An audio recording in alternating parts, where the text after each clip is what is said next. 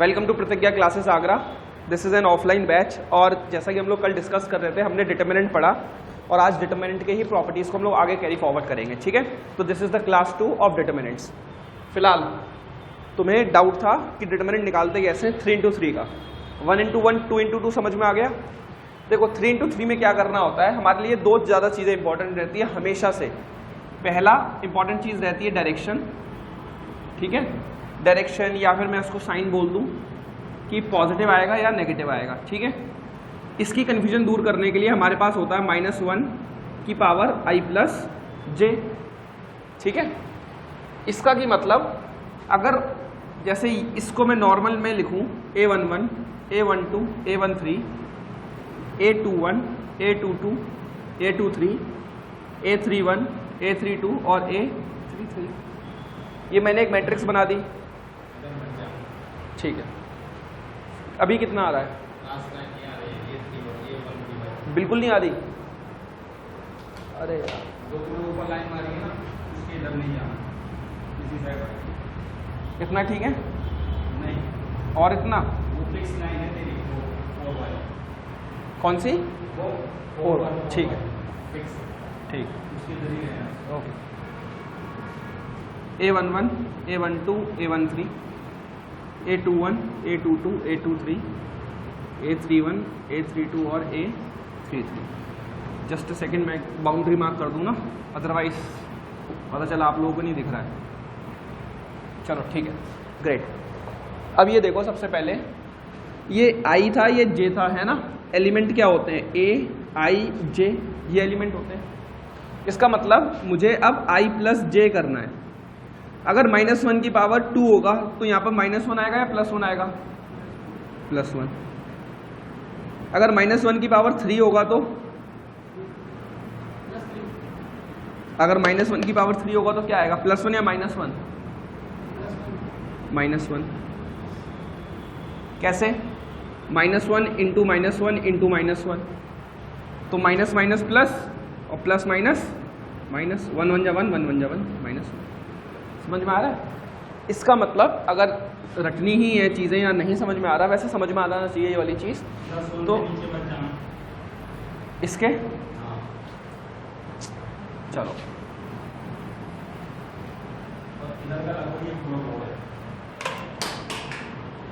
Sorry,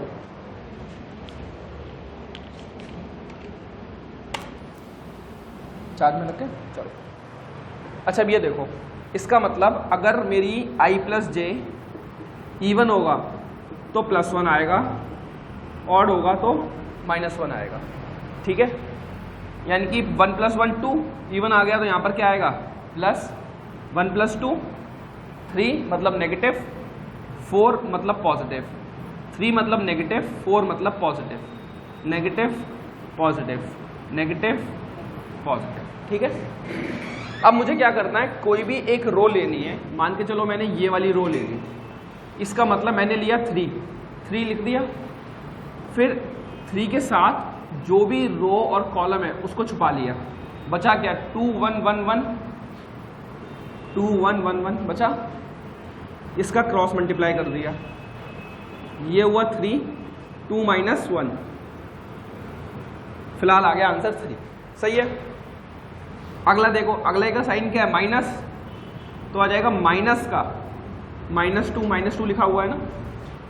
फिर से वही डिटर्मिनेंट, लेकिन इस बार डिटर्मिनेंट में क्या आएगा? इस बार कौन सी वैल्यू छुपेंगी? इस बार छुपेंगी इसका वाला कॉलम और इसका वाला रो। तो बचा क्या? 1 1 0 1 1 1 0 1। क्रॉस मल्टीप्लाई किया, क्रॉस मल्टीप्लाई करने से माइनस माइनस ये तो प्लस हो गया, तो ये बन गया प्लस का 2 1 1 जा 1, ये तो 0 0 इंटू 0 0 ही हो गया, तो 3 + 2 बन गया ये फिलहाल। ठीक है, अगला देखो। अगले में अब मुझे क्या करना है, अगले में फिर से साइन प्लस का है, फिर मैंने प्लस ले लिया। प्लस लेने के बाद इस बार क्या लिखा हुआ है यहाँ पर? 4 के लिए ये छुपा लिया, तो बचा क्या? 1 2 0 1 1 2 0 1। ठीक है, तो ये क्या हुआ? क्रॉस मल्टीप्लाई किया तो 1 1 जा 1 और वो तो 0 ही है, +4। तो कितना बन गया आंसर? तो हमारा डिटर्मिनेंट ऑफ ए कितना आ गया 3 + 2 5 और 5 + 4 9, और ये हमारा हो गया था आंसर। ठीक है, आया समझ में?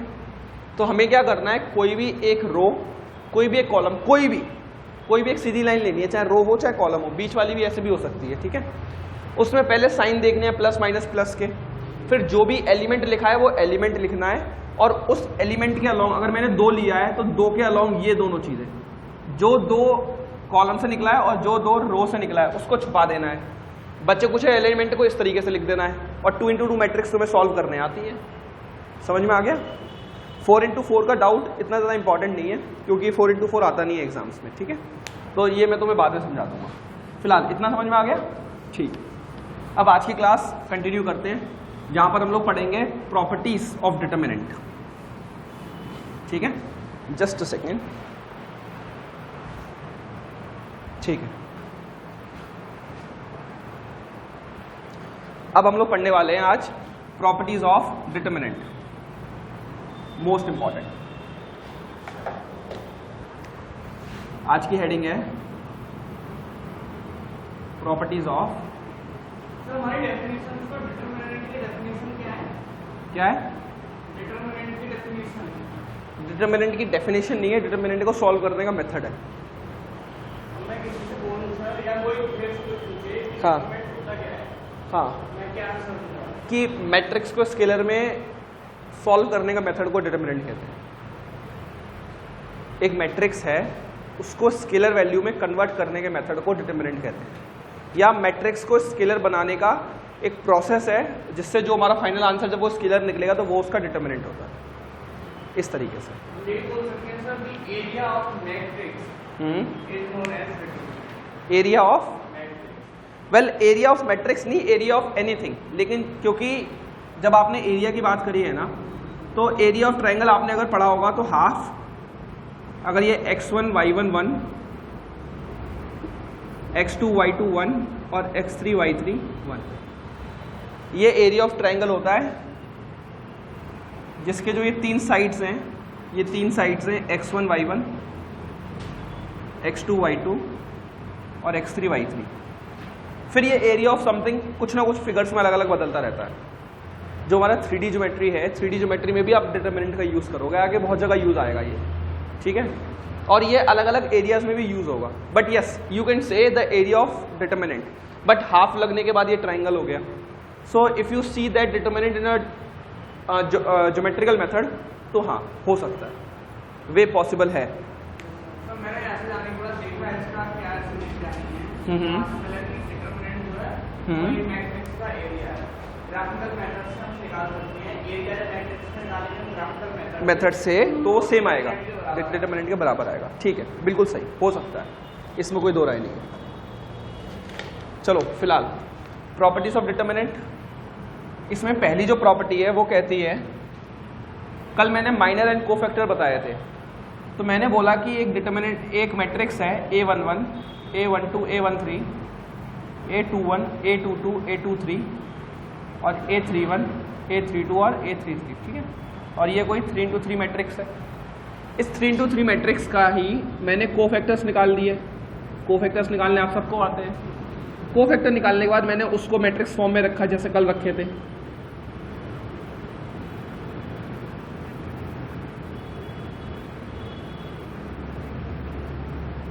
ठीक है, अब इस बार मैंने क्या किया है, मैंने लिखा है पहले डिटर्मिनेंट को एक मैट्रिक्स फॉर्म में लिखा है, उसके कोफैक्टर्स निकाल दिए हैं।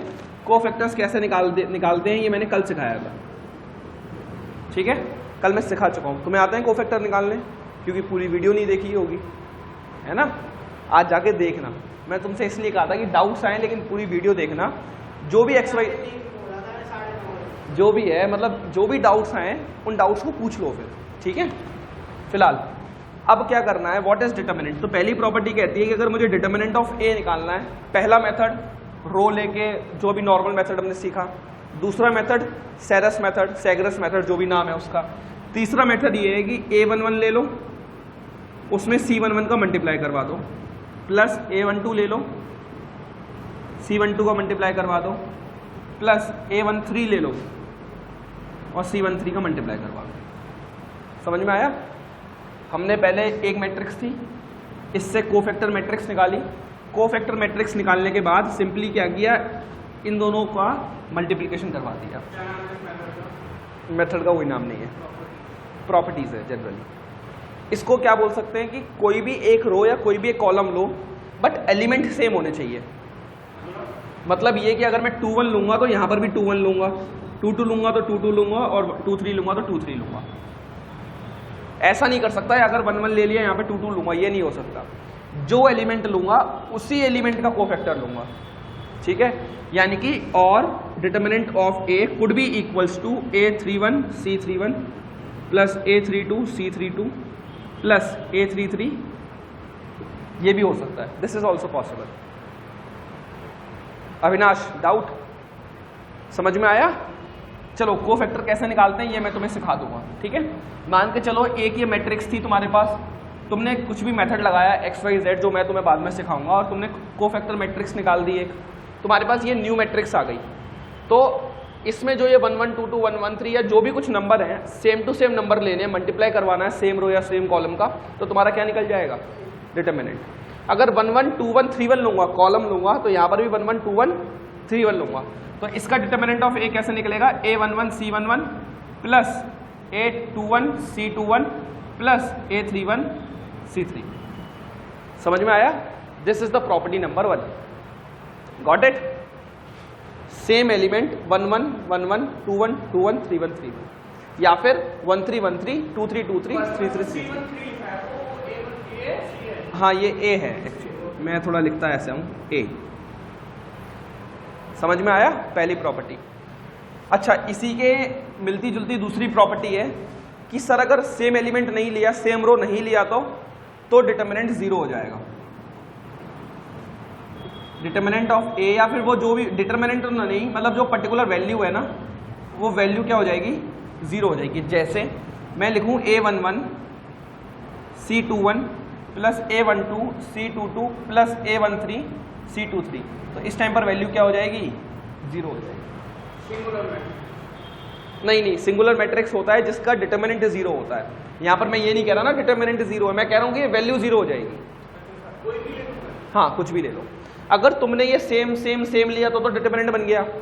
अगर अलग रो अलग कॉलम, अलग रो अलग रो, अलग अलग कॉलम लोगे तो आंसर क्या आएगा, 0 आएगा। समझ में आया अविनाश? मास्क से समझ में तो आता है ना। कौन सी? नहीं काम आएगी, नहीं आएगी तो देखा जाएगा, कहीं काम आएगी तो, ठीक है। फिलहाल इतना समझ में आया। दूसरी प्रॉपर्टी शुभम पक्का? चलो तीसरा देखते हैं। अब तीसरा होता है कि जो डिटर्मिनेंट ऑफ ए होता है तो ए ट्रांसपोज का भी वही डिटर्मिनेंट होता है। अविनाश, ट्रांसपोज मैट्रिक्स पढ़ाई थी मैंने, क्या होता है?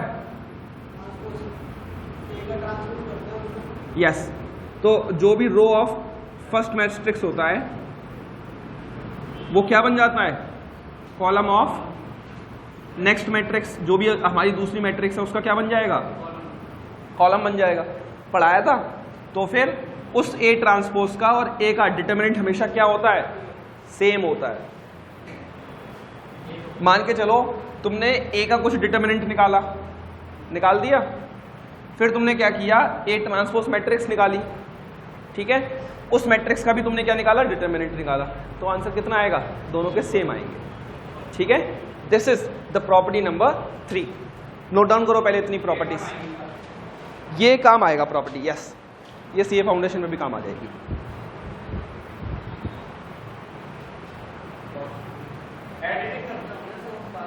हाँ थोड़ी बहुत, मैं ज़्यादा एडिटिंग में बिलीव नहीं रखता। मैं कह रहा हूँ कि जैसा मैं पढ़ाता हूँ बस वैसा डिलीवर करता हूँ मैं, ठीक है।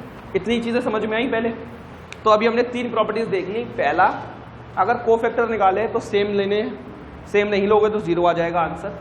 दूसरा वही 0 आ जाएगा। और तीसरा, ट्रांसपोज ऑफ ए का डिटर्मिनेंट और ए का डिटर्मिनेंट सेम होता है, ठीक है। चलो चौथा भी डिस्कस कर ही लेते हैं। चौथी प्रॉपर्टी है, चलो मैं समझाऊंगा। चौथी प्रॉपर्टी में थोड़ा टाइम लगेगा। फिलहाल इसको मैं यहाँ पर हेडिंग दे देता हूँ, इंटरचेंजिंग ऑफ रो।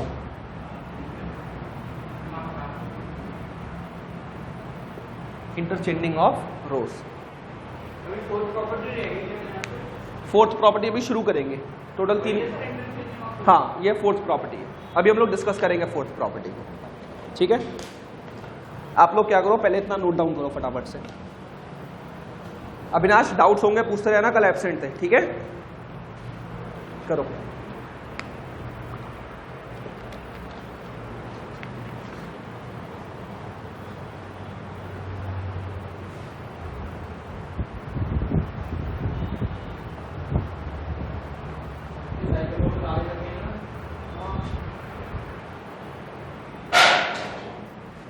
चलो आगे शुरू करते हैं। मिटाऊं?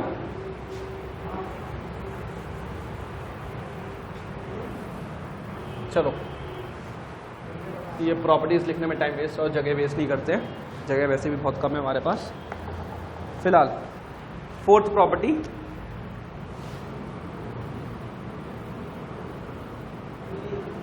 इंटरचेंजिंग ऑफ रोज। इसको देखो, A11, A12, A13, A21, A22, A23, A31, A32, A33। इसको मैं बोल रहा हूँ, ये मेरे पास कोई मैट्रिक्स या डिटरमिनेंट A है, ठीक है। अविनाश, अब देखो, ये मेरा रो 1 था, ये मेरा रो 2 है ना। इन दोनों को आपस में मैंने एक बार इंटरचेंज कर दिया, तो A21, A22, A23, A11, A12, A13, A31, A32 और A33, और इसको मैंने B दे दिया नाम। समझ में आया मैंने क्या किया? मैंने क्या किया है, पोजीशन को इंटरचेंज कर दिया है, इसको ऊपर डाल दिया और इस वाले को इसके बदले डाल दिया, ठीक है। यानी कि रो 1 और 2 को आपस में इंटरचेंज कर दिया, ठीक है। जब मैं अब मैं A का डिटरमिनेंट निकालूंगा तो वो माइनस टाइम्स ऑफ B का डिटरमिनेंट होगा, यही प्रॉपर्टी है। A31 को भी पहले रख सकते हैं। हाँ, अगर एक बार रो ट्रांसफॉर्मेशन करवाओगे तो डिटरमिनेंट माइनस टाइम्स हो जाएगा। मतलब एक ही बार कर सकते हैं, किसी भी रो को किसी भी रो को कभी भी कर सकते हो। अगर 2 बार किया ना ट्रांसफर, मान के चलो तुमने इन दोनों को आपस में ट्रांसफर कर दिया, फिर इन दोनों को भी आपस में ट्रांसफर कर दिया, तो डिटरमिनेंट सेम होगा। Determinant of A equals to determinant of B। Yes, determinant of B। अरे यार, मतलब मैं इस वाली चीज को B बोल रहा हूँ ना। सो लेट इट बी, मैंने बोला एक डिटरमिनेंट C है। C में क्या है, पहले तो इन दोनों का आपस में इंटरचेंज, A21, A22, A23, ठीक है। फिर ये A11 बीच में आ जाएगा, अब बीच वाले को नीचे वाले से इंटरचेंज कर दिया, तो ये हो जाएगा A31, A32, A33 और A11, A12 और A13। तो इस केस में डिटरमिनेंट ऑफ A किसके बराबर होगा, डिटरमिनेंट ऑफ C, ठीक है। यानी कि ऑड नंबर ऑफ टाइम्स अगर चेंज करोगे या एक्सचेंज करोगे, एक्सचेंज लिख देता हूं, तो माइनस साइन आएगा। इवन टाइम्स करोगे तो प्लस साइन आएगा। This is the complete property. समझ में आया अविनाश? डाउट है? मैं बताता हूं। हाँ देखो, पहले क्या किया, सिर्फ एक बार इंटरचेंज किया है ना। R1 को R2 से बदल दिया, R2 ऊपर पहुंचा दिया, R1 नीचे आ गया। तो हमने एक बार चेंज किया, तो एक बार चेंज करने से जो डिटरमिनेंट है वो क्या साइन आ गया, माइनस साइन आ गया। अब मैंने क्या किया, मैंने बोला A11 तो यहाँ पे बीच में आ जाता अभी, अब मैंने इस वाले को नीचे वाले से इंटरचेंज कर दिया। समझ में आया? तो जब मैं दोबारा से इंटरचेंज कर दूंगा तो ये दूसरा इंटरचेंज हो गया। अब क्या हुआ, A11 पहले यहाँ पे आना था कायदे से, है ना, और इसको मैंने इस तरीके से इंटरचेंज कर दिया, ठीक है। तो ये वाली चीज क्या है, करने के बाद, ठीक है। लेकिन सर इनका एक और अपडेट है, तो B का determinant equals to minus C के डिटरमिनेंट के बराबर है। यस, एक्चुअली में determinant of B is equals to minus का determinant of C, which states कि लेकिन डिटरमिनेंट ऑफ B तो already minus of determinant A के बराबर है, तो माइनस से माइनस कर जाएगा तो determinant of A equals to determinant of C हो जाएगा। समझ में आया? हाँ, अब क्लियर है? ठीक है। So this is how it proves कि जब हम लोग डिटर्मिनेंट ऑफ सी निकालेंगे तो इवन नंबर ऑफ टाइम्स, आपको याद क्या रखना है कि अगर आपने ऑड नंबर ऑफ टाइम्स 1, 3, 5, 7, 9, 11 किया तो माइनस साइन आएगा। अगर इवन चेंज किया तो क्या साइन आएगा? प्लस साइन आएगा। बहुत इंपॉर्टेंट है, बार बार ये प्रॉपर्टी यूज होने वाली है आपके बोर्ड्स में, ठीक है। करो इस वाली चीज को नोट, ये बहुत इंपॉर्टेंट प्रॉपर्टी है, ऑफ कोर्स इसमें कोई डाउट नहीं है। समझ में आया सौरभ? Okay, clear? हाँ देखो, अभी हमने एक बार चेंज किया ना, तो 2 बार चेंज किया तो डिटरमिनेंट सेम हो गया। 3 बार चेंज करूंगा फिर से नेगेटिव साइन आ जाएगा। 4 बार चेंज करूंगा तो पॉजिटिव साइन आ जाएगा। अगर आप odd number of times change करोगे 1, 3, 5, 7, 9 तो नेगेटिव साइन आएगा। लेकिन अगर 2, 4, 6, 8 positive number of even number of times change करोगे तो कोई साइन में चेंज नहीं होगा। यस, हाँ, उसमें आप जो भी फाइनल मैट्रिक्स है उसमें देखो कि नंबर ऑफ ट्रांसफॉर्मेशन कितने हुए हैं, एक्सचेंज रोज या कॉलम्स कितने हुए हैं। अगर आप लोगों की रोज 1, 3, 5, 7, 9 बार चेंज हुई है तो नेगेटिव साइन आएगा, ठीक है। और यदि आप लोगों की रोज पॉजिटिव नंबर ऑफ टाइम्स यानी कि क्या है, even number of times change हुई है 2, 4, 6, 8, 10 तो पॉजिटिव साइन आएगा। अविनाश समझ में आया? इजी प्रॉपर्टी है, इतना कुछ है नहीं इस वाली प्रॉपर्टी में, ठीक है। चलो गुड।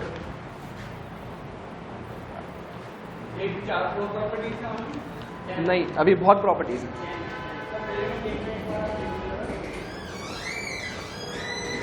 नहीं, अभी तुम्हें पढ़नी सारी ही पड़ेंगी क्योंकि तुम क्वेश्चंस नहीं लगा पाओगे। प्रॉपर्टीज ये यूज होती हैं। खोलो तुम एक बार किताब। अच्छा लिखो।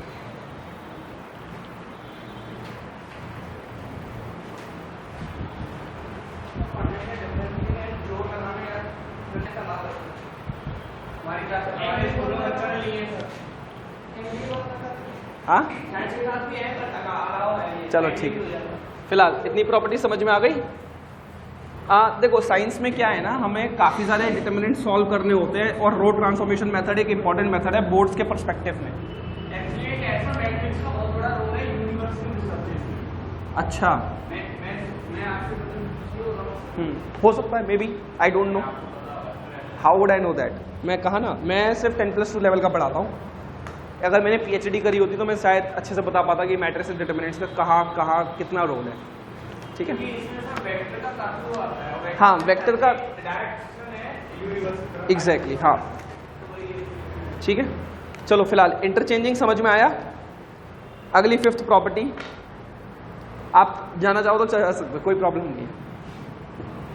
5th प्रॉपर्टी है कि अगर एक कोई है A11, A12, A13, A21, A22, A23, A31, A32 और A33, तो कोई भी 2 रोज या 2 कॉलम आइडेंटिकल हुए, हाँ, या फिर सेम हुए, इस टाइम पर डिटर्मिनेंट ऑफ ए क्या आ जाएगा?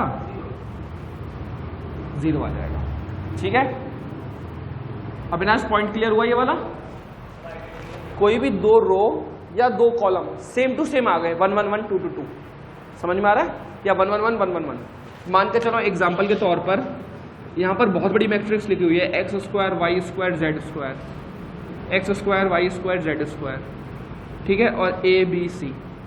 इसका तुम्हें डिटर्मिनेंट निकालने में टाइम लगेगा, लेकिन तुम्हें दिख गया है कि x² y² z² यहाँ पर लिखा हुआ है और ये भी क्या लिखा हुआ है, x² y² z²।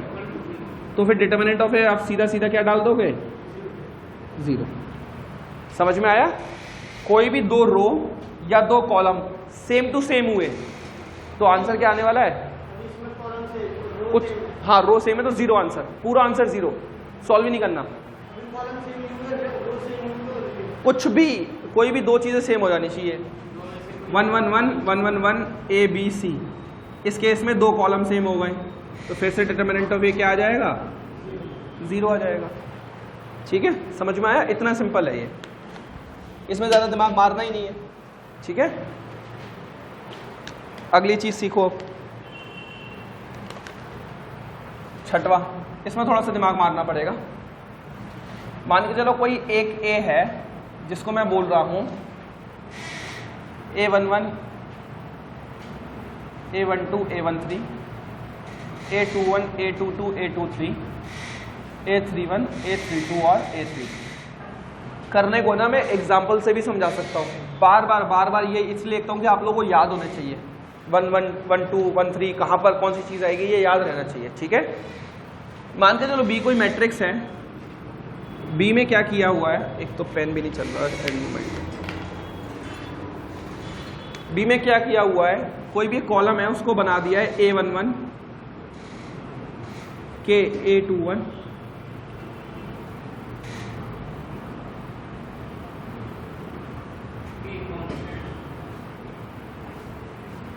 अविनाश, इधर क्या किया हुआ हमने कि जो के है ना इसको मल्टीप्लाई करवा दिया है। मल्टीप्लाई कैसे, मान के चलो कोई एक मैट्रिक्स है ए, इस मैट्रिक्स को मैंने बोला 2 3 4 3 4 5 5 6 7, सही है। और कोई मैट्रिक्स बी है, उस बी मैट्रिक्स को मैंने बोला है 4 6 10 3 4 4 5 6 7, ठीक है। तो ये एक्चुअली में क्या लिखा हुआ है, ये 2 into 2 लिखा हुआ है, ये 2 into 3 लिखा हुआ है और ये 2 into 5 लिखा हुआ है। तो देखो 2 3 5 तो सेम टू सेम लिखा हुआ है मैट्रिक्स ए की तरह, है ना। अब इसमें से अगर मैं ये 2 3 ये जो 2 का मल्टीप्लाई करवाया है इसको कॉमन ले लो बाहर, तो 2 को मैंने बाहर कॉमन लिया तो बी में क्या बन गया, 2 तो बाहर आ गया और फिर से क्या बन गया, ये 2 3 5 3 4 6 4 5 7, तो ये क्या बन गया 2 टाइम्स ऑफ डिटर्मिनेंट ऑफ ए। समझ में आया। तो जो भी ये स्केलर वैल्यूज हैं इसको तुम कांस्टेंट लेके कॉमन लेके बाहर निकाल सकते हो। तो इस केस में डिटर्मिनेंट ऑफ बी क्या बन जाएगा, के इंटू डिटर्मिनेंट ऑफ ए। समझ में आया। सेकेंड वाले में नहीं, किसमें 3 कॉमन आ रहा है, नहीं देखो कहाँ कॉमन आ रहा है, 2 को मल्टीप्लाई करवा दिया हमने, हाँ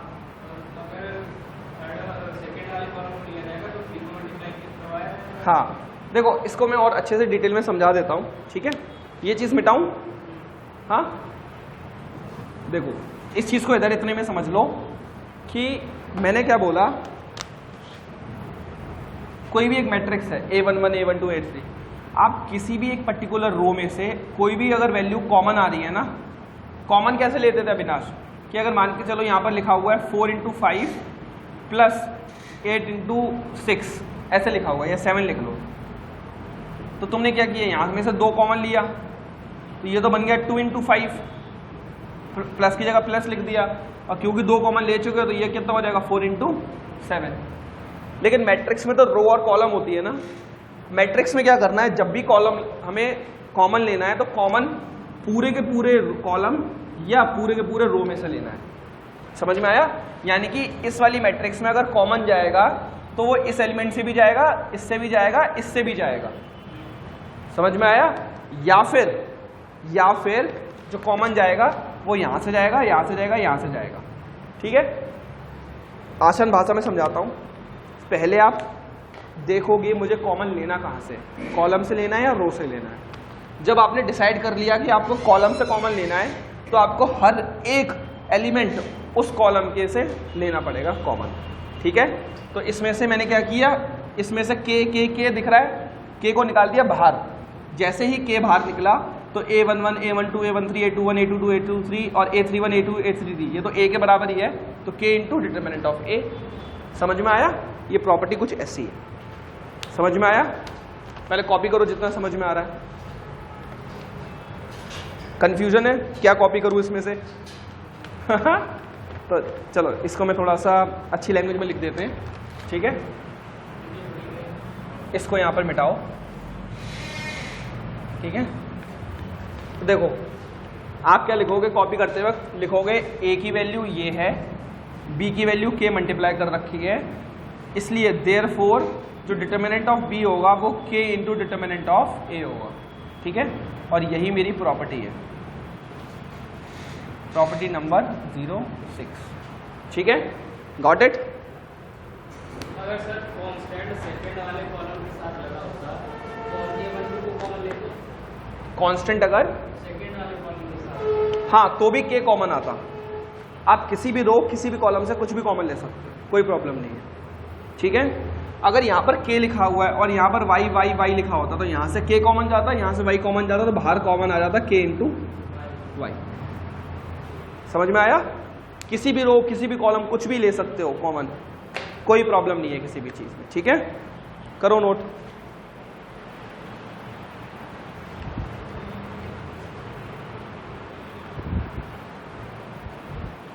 चलो इतना समझ में आ गया अविनाश? ठीक है। अब क्या करते हैं, तुम पॉपुलर हो जाओगे, तुम्हारा नाम बार बार वीडियो में आ रहा है, जो भी देखेगा बोलेगा ये अविनाश कौन है, मुझे भी मिलना है अविनाश से। हाँ चलो अगली प्रॉपर्टी देखो। अगली प्रॉपर्टी है कि इधर लिखा हुआ है a1 plus alpha 1 a2 a3 b1 plus beta 1 b2 b3 और c1 plus gamma 1 a2 b2 c2, ठीक है। अब ये देखो अविनाश ये क्या लिखा हुआ है, ये मैट्रिक्स लिखी हुई है ना। जब भी ऐसे प्लस का साइन आएगा तो आप इसको दो हिस्सों में तोड़ सकते हो। पहला हिस्सा क्या होगा, a1 b1 c1 a2 b2 c2 a3 b3 और c3। बीच में साइन प्लस का है तो प्लस डाल दोगे, और अगली जो मैट्रिक्स होगी वो होगी alpha 1 beta 1 gamma 1 a2 b2 c2 a3 b3 और c3। समझ में आया? तो ओवरऑल मैं इसको बोल रहा हूँ डिटर्मिनेंट ऑफ ए। मान के चलो ये मैंने बोला b और इस वाली चीज़ को मैंने बोला c, तो डिटर्मिनेंट ऑफ ए किसके बराबर आ गया, determinant of b plus determinant of c। और ये हमारी क्या है अगली प्रॉपर्टी है। समझ में आया विनाश? यानी कि इसको थोड़ा उल्टा भी सोच के देखो कि अगर दो मैट्रिक्स अलग अलग लिखी हैं जिसमें से दो रो कॉमन है, सेम टू सेम है ना, और इधर देखो पहले इस पे ध्यान दो, जब दो चीजें क्या है सेम टू सेम है, दो रो और बीच में प्लस का साइन है, तो आप इन दोनों को डायरेक्टली प्लस कर सकते हो। दिख रहा है? समझ में आया? तो दिमाग लगाओ थोड़ा दिमाग बढ़ाओ। अगर बीच में प्लस का साइन है तो बीच में प्लस का साइन लगा के इनको अलग अलग लिख सकता हूँ, सही है, बिल्कुल परफेक्ट। या फिर इन दोनों को कंबाइन करके लिख सकता हूँ, ठीक है। इसको पूरे को ए बोल रहा हूँ, इतने हिस्से को बी बोला, इतने हिस्से को सी बोला, तो डिटर्मिनेंट ऑफ ए क्या हो जाएगा, determinant of B plus determinant of C हो जाएगा। आया समझ में? इतनी इजी चीज है।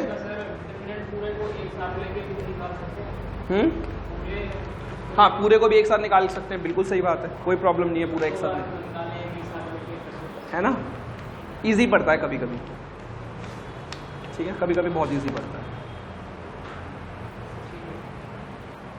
एग्जाम्पल देता हूं, तुमने पूछ ही लिया है तो a plus b b plus c c plus a b c c a b. मेरे से इसका डिटर्मिनेंट पूछा हुआ है, ठीक है, या फिर इधर मैं लिखता हूं, देखो इसका मुझे क्या निकालना है, डिटर्मिनेंट निकालना है। अविनाश देख रहे हो, a plus b b plus c c plus a b c और बी सी ए, मुझे इसका क्या निकालना है, डिटर्मिनेंट निकालना है। एक मेथड तो तुमने सीखा हुआ है, a प्लस बी को रखा, ओवरऑल मल्टीप्लाई करवाया तो a b minus c square, इस तरीके से पूरा सॉल्व करते हुए चलोगे, मेथड सीखा हुआ है ना। दूसरा मेथड देखो, बीच में क्या साइन है, प्लस का साइन है, तो मैंने पहले क्या लिखा, ए बी सी बी सी ए लिख दिया, बीच में प्लस का साइन है, प्लस के साइन के बाद बी सी ए बी सी ए लिख दिया। समझ में आ गया? देखो ए बी सी दो रो मिल गई, डिटर्मिनेंट कितना होगा, गुड। इधर बी सी ए दो रो मिल गई, डिटर्मिनेंट क्या होगा, 0। तो ओवरऑल देयरफॉर टोटल डिटर्मिनेंट क्या होगा, 0 आ गया, वरना पूरा कितना सॉल्व करना पड़ता। लेकिन अब क्योंकि हमें प्रॉपर्टी पता है, सीधा आंसर आ जाएगा। समझ में आया? डेफिनेटली नहीं, मैं डेफिनेटली यार कुछ मिस थोड़ी करने देंगे तुम्हारा। इवन मैं तुम्हारी कुछ एक्स्ट्रा क्लासेस लूंगा ये मॉड्यूलर वगैरह के लिए, ठीक है? मैथ्स में अभी कुछ दिनों बाद मैं तुम्हारी एक्स्ट्रा क्लासेस लूंगा मॉड्यूलर वगैरह के लिए, ठीक है? समझ में आया? देखो, अगर तुम जो कह रहे हो नॉर्मल मेथड से निकालते समय लगता, लेकिन अब क्योंकि मैंने अलग अलग कर दिया, मुझे मेरी आंखों से तुरंत दिख गया ABC 0, BCA 0, आंसर 0। तो एग्जामिनर ने जो ये क्वेश्चन बनाया, ये क्वेश्चन तुम्हें पूरा सॉल्व करने के लिए नहीं बनाया, इस प्रॉपर्टी को यूज करने के लिए बनाया। समझ में आया? आई होप ये चीज क्लियर होगी आप लोगों को, पक्का? चलो अगली प्रॉपर्टी देखो। अच्छा, इसका एक और एग्जांपल नहीं, चलो एक और एग्जांपल करो, मजा आ रहा है। तो अविनाश समझ में आ रहा है ना? अगला एग्जांपल करो। इसमें बोला हुआ है A1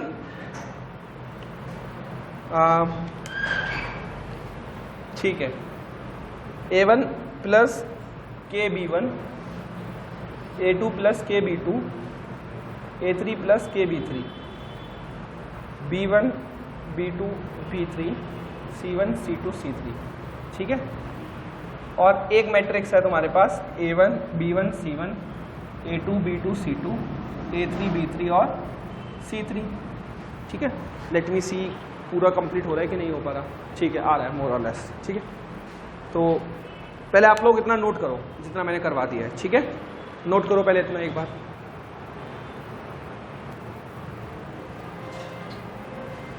तो फाइनली मैंने बहुत सारे र्यूमर्स देखे, आप लोगों के बहुत सारे मेरे पास मैसेजेस आए कि एनडीए का पेपर डिले हो गया है, ठीक है? तो मैं नाम नहीं लूँगा, लेकिन एक यूट्यूब चैनल ने तो बाकायदा स्क्रीनशॉट्स में दिखा दिए कि देखो हमारे पास मैसेजेस आए हैं, स्क्रीनशॉट्स आए हैं, मेल के स्क्रीनशॉट्स दिखा दिए कि एनडीए का पेपर डिले हो गया। But this is not the fact. अगर एनडीए का पेपर डिले होगा, you have to do just one thing. एक वेबसाइट है, ठीक है? मैं इसको लिख देता हूँ वेबसाइट का नाम। आप लोग भी एक तो इतनी बेवकूफ़ी करते हो ना, इतनी जल्दबाजी रहती है ना रिजल्ट, और खास करके पेपर डिले की कि सर पेपर डिले हो जाए मज़े आ जाए, पता नहीं जीवन में कभी पेपर देना पड़ेगा ना नहीं देना पड़ेगा। ये देख लेना, मोर और लेस वेबसाइट यही है, ठीक है? जहाँ से आप लोग अपना एडमिट कार्ड निकालते हो, upsc.gov.in। एक बार जाओ वेबसाइट पे क्लिक करो, देखो न्यू का एक ऑप्शन आता है। जैसे ही न्यू में देखोगे, देखा जाएगा कि एनडीए के बारे में उनकी कोई भी कैसी भी कोई भी प्रतिक्रिया नहीं है, कोई भी इंफॉर्मेशन नहीं है। It means there is no delay of the examination, the examination has not been postponed, ठीक है? एग्जाम पोस्टपोन नहीं हुआ है, पढ़ लो करो, ठीक है? अगर पढ़ाई नहीं करोगे ना, पेपर तो निकलने से रहा है वाला, ठीक है? तो it's better, the competition is literally ruthless. मैं पहले भी बोल चुका हूँ, लॉकडाउन की वजह से स्टूडेंट्स बहुत बहुत बहुत ज़्यादा पढ़ रहे हैं, जिसकी वजह से कट ऑफ्स बहुत ज़्यादा जा रही हैं। So it's better you should do your studies, okay? फिलहाल पढ़ाई करते हैं। आप लोगों को क्लियर है ये सब? अविनाश मिटाऊं? गुड।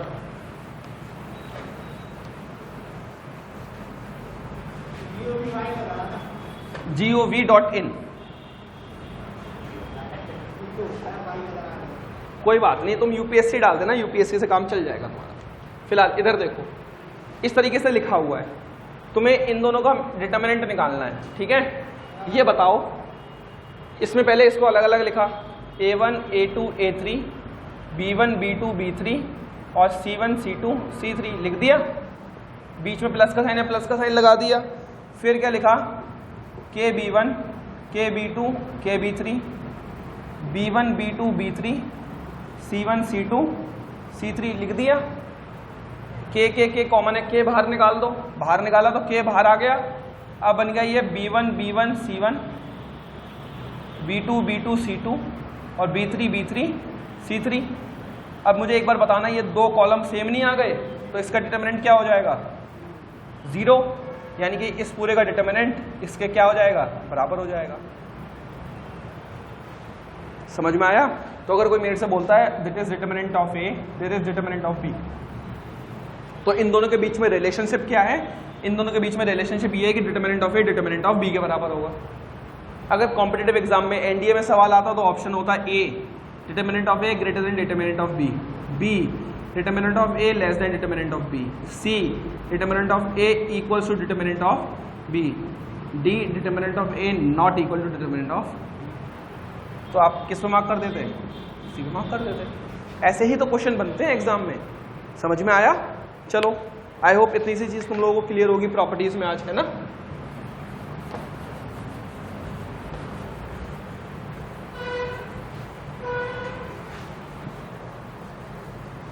चलो गुड, फिलहाल आगे बढ़े। अब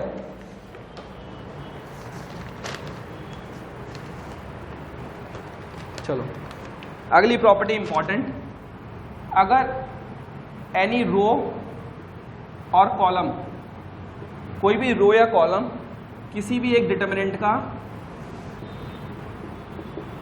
हो जाए 0, तो ओवरऑल डिटर्मिनेंट ऑफ ए क्या हो जाएगा? 0।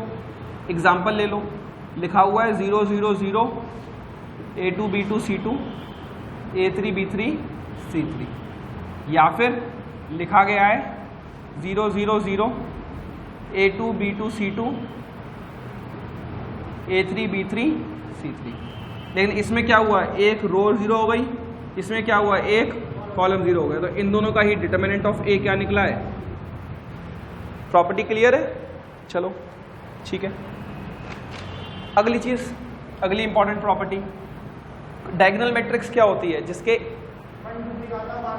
गुड, यहाँ पर 1 2 3 कुछ भी आ सकता है, तो इसको मैं लिख देता हूँ A11 A22 और A33, बाकी यहाँ पर 0। तो ये क्या हो गया? एक डायगोनल मैट्रिक्स हो गई। तो इस डायगोनल मैट्रिक्स में डिटर्मिनेंट ऑफ ए निकालना है। तो डिटर्मिनेंट ऑफ ए किसके बराबर होगा? A11 into A22 into A33। समझ में आ गया? कैसे? मान के चलो 1 2 3 लिखा हुआ है, सही है। डिटर्मिनेंट कैसे निकालते हैं? इसको लिया, 1 लिखा प्लस साइन के साथ, फिर इसकी वाली रो ये छुपा लिया, तो ये बना 2 0 0 3, तो 2 3 जा 6, ये 0 हो जाएगा। तो ये कितना हो गया? 1 ब्रैकेट में 2 इंटू, तो ये कितना बन गया? 1 इंटू 2 इंटू, यानी वैसे ही लिख देंगे डायरेक्टली। समझ में आया? अगर देयरफॉर अगर यहाँ पर कोई A11 0 0 A22 कोई सिंपल मैट्रिक्स होती तो आपस में cross multiply A11 into A22, तो ये क्या बन जाता? डिटर्मिनेंट ऑफ ए बन जाता। समझ में आया? इतना इजी है ये। Got it? गुड। तो अब कुछ 1 2 एग्जांपल्स और करते हैं, फिर आज की क्लास स्टार्ट करेंगे। लिखो, नोट डाउन करो।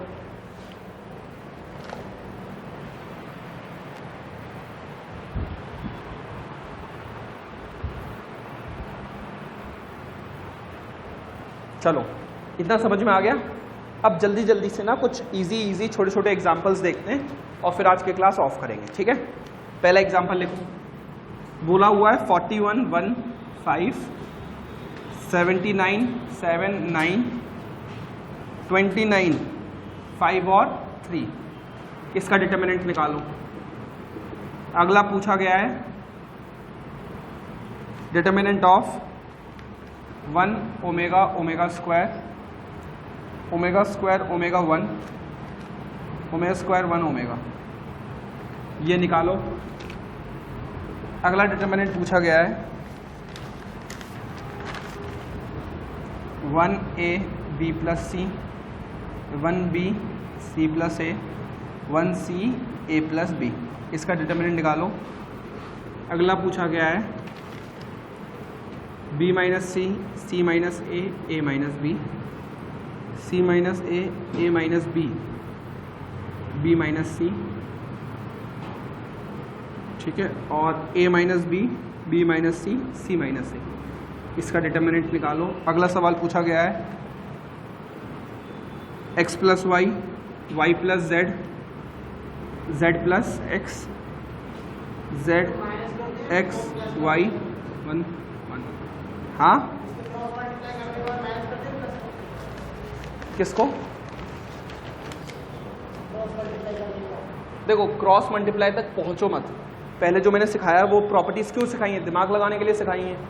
तो पहले दिमाग लगाओ।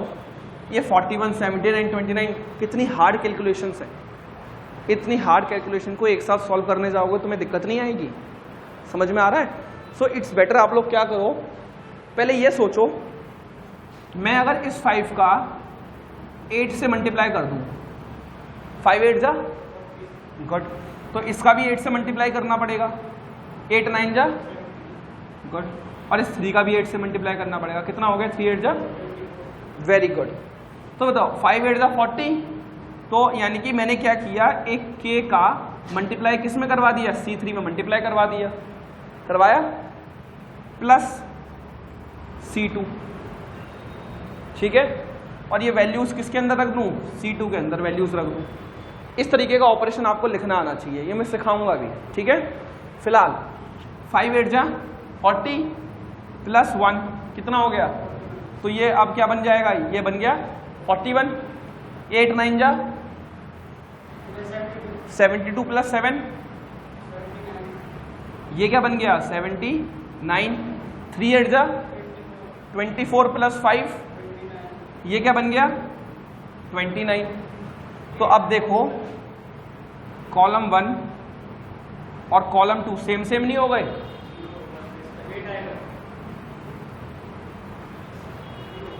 अरे सेम हो गए ना?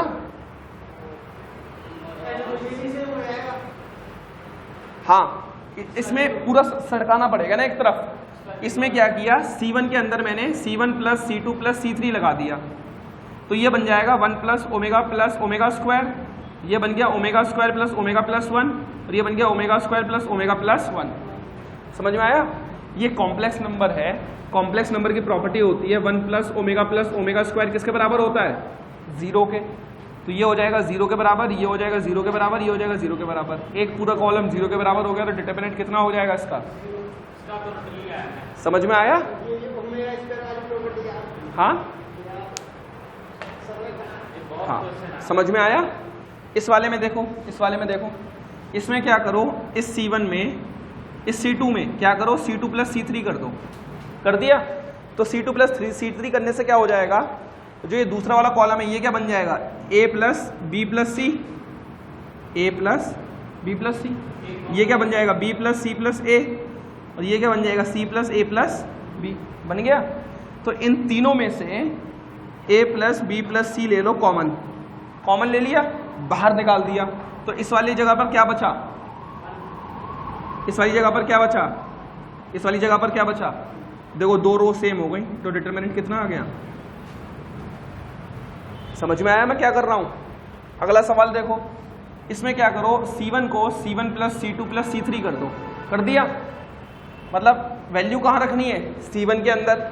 ऑपरेशन क्या लगाना है? C1 plus C2 plus C3। C का मतलब कॉलम, गुड। देखो B minus C plus C minus A plus A minus B, तो A तो प्लस का, इधर प्लस के से माइनस हो गया, इस C से ये C कट गया, माइनस B से प्लस B कट गया, तो इधर बचा क्या? इधर देखो B से B कट गया, A से A कट गया, C से C कट गया, बचा क्या? 0। B से B कट गया, C से C कट गया, A से A कट गया, बचा क्या? एक पूरी की पूरी रो आ गई 0, तो डिटरमिनेंट कितना आ गया? समझ में आया? अगला देखो, इस वाले में क्या करना है, R2 पे ऑपरेशन चलाओ, वो भी क्या करो, R1 प्लस R2 कर दो। इस वाले में क्या बन जाएगा? ये Z है, ये x प्लस वाई है, करो, प्लस करा तो ये क्या बन जाएगा? x plus y plus z।